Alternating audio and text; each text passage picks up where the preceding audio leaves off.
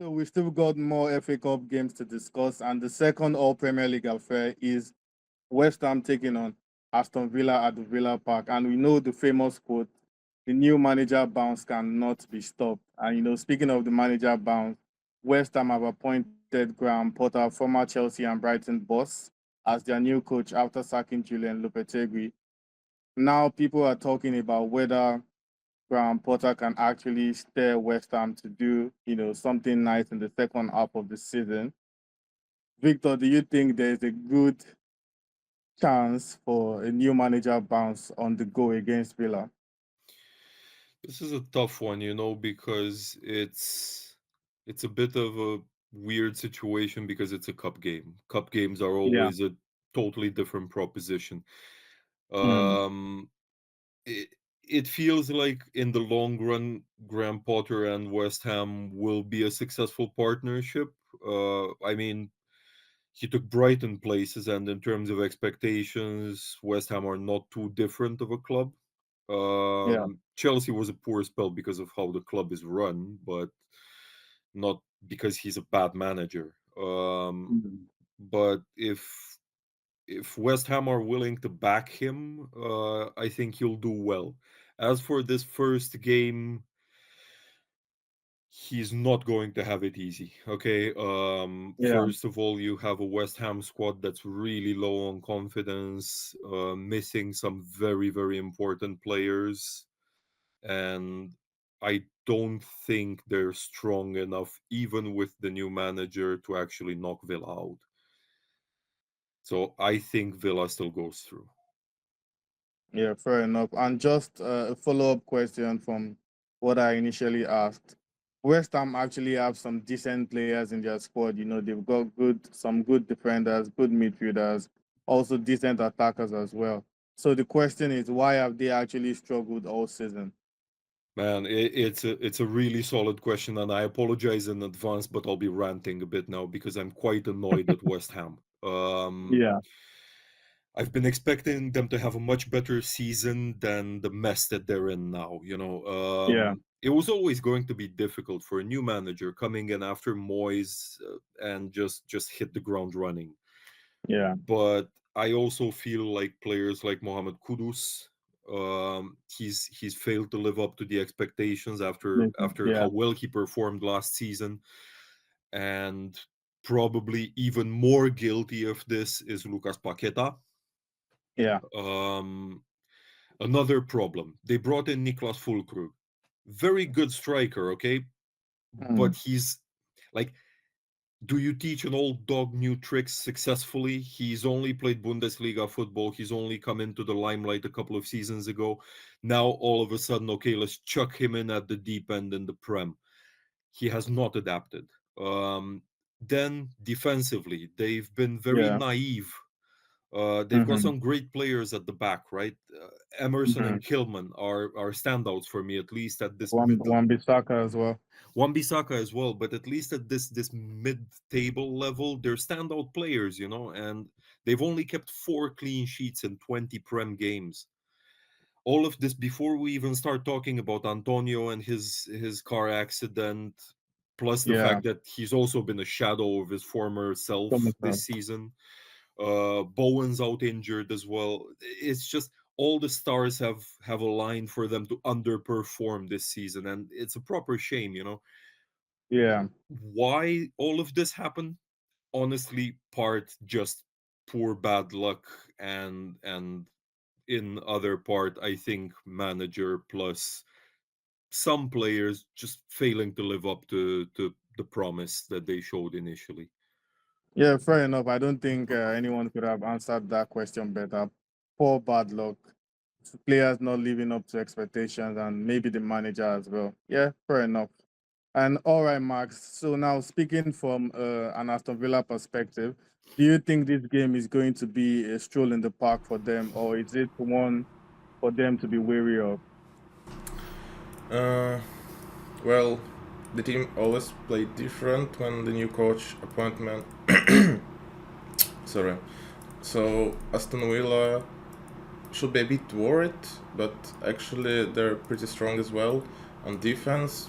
Yeah. So I don't see West Ham score actually this game, so Aston Villa can score 1 or 2 and then just sit in defense and save their power, I'd say.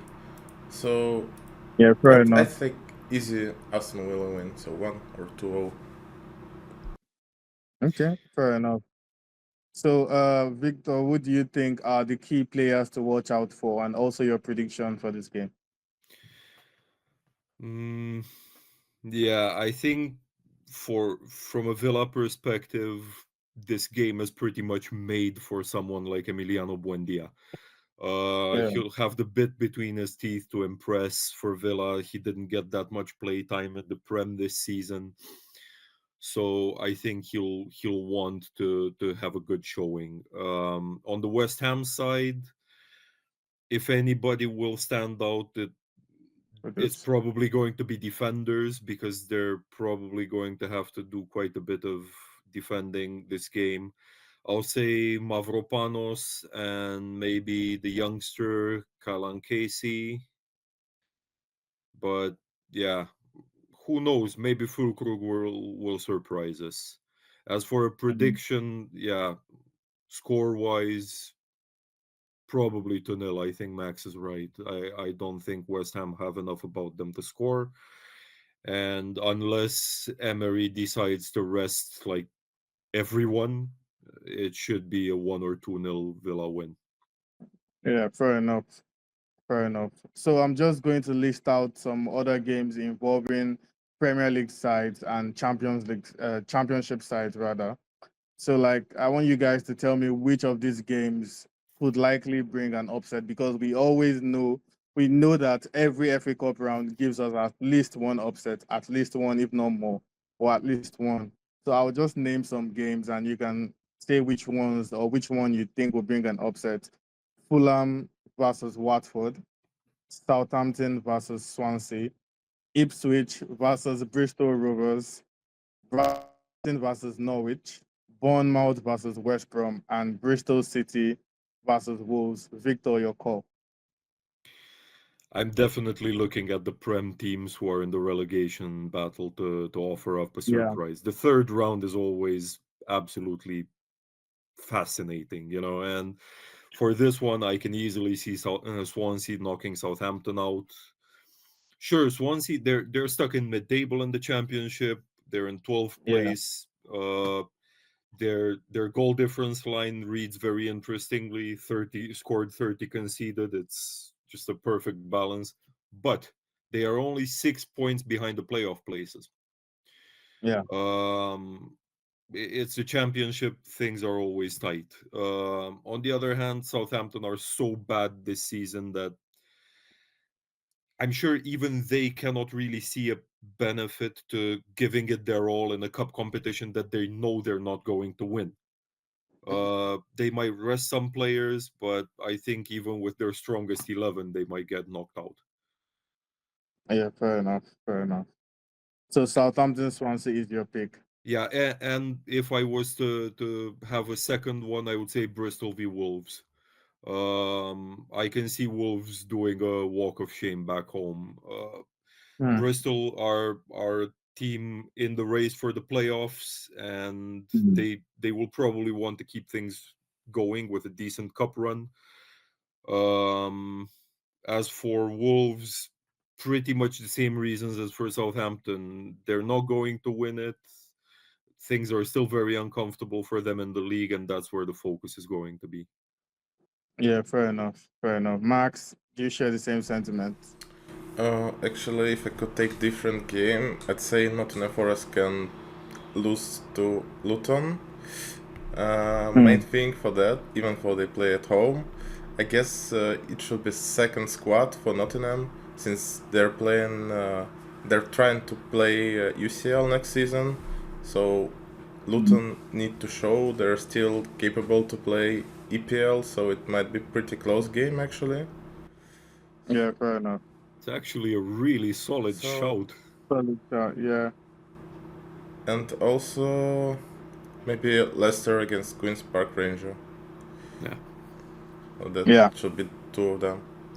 Fair enough. And let's talk about Liverpool for a minute. Yeah, I mean, I don't think we need to discuss Liverpool Accrington because I think even if Liverpool use their second or third team, I think we still expect Liverpool to, I mean, to go home with a victory or whatnot.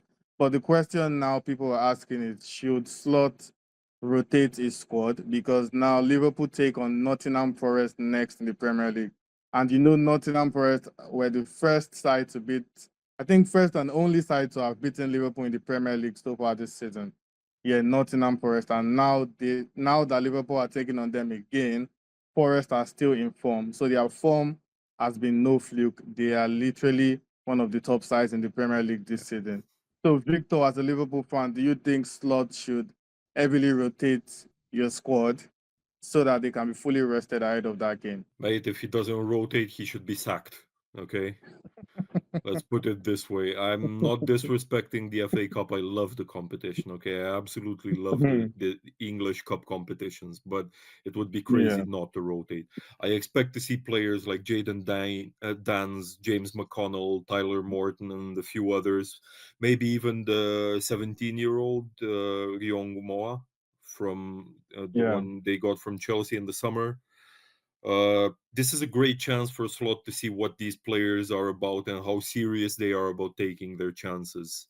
Yeah. They're up against the fourth division team. Yeah, there's no better chance to test them out. And if the coach is going to feel like any of these youngsters are holding back because it's not a bigger game with more spotlight, then they probably won't get a second chance at Liverpool. Fair enough, fair point. And Max, for the first time in about 3 months, City have managed to win at least two games, in a row now. This is actually very strange to say that. City Yeah. winning two games in a row for the first time since October. But yeah, now they take on Salford, a team that even if City use their third team as well, we expect them to win as well. Do you think a fixture like this is exactly what City need at the moment? Yeah. Well, these games are always good for the teams that are not winning. So I probably think City will play not main squad maybe, but kind of mixed to give them a bit like they believe in themselves to score like 7 and think, oh okay, we're back, we can do it against every team, so let's move forward. So yeah, it should be a pretty easy game for City and they could score easily like 7 or 8. Maybe Haaland will go for like 30 minutes and score 4. So he could think again, so he is good. Okay, fair That's enough. what I I mean, I expect. don't see that happening, but yeah, I'm just going to say this just before we conclude the video that if for one reason or the other, Accrington managed to beat Liverpool, I think we're going to have to suspend Victor from the call for at least 1 or 2 weeks. If Accrington managed to win somehow, I don't think we're going to allow him on the call for a week because it's not acceptable in Mate, any way, man. It's not I will acceptable. go ahead and take that on the chin if that happens. I'll accept that. All right, yeah. So that's all the best talking points from the FA Cup round three fixtures, and it promises to be exciting. I can't wait to see what upsets we have in stock. Hopefully it's Liverpool. Hopefully it's Southampton. Who knows? Hopefully it's not Arsenal as well. Hopefully it's But we Arsenal just for have to sure. wait and see. And of course, by this time when we're doing our next video, it will be back to Premier League discussions as the season enters the business end. Stay tuned.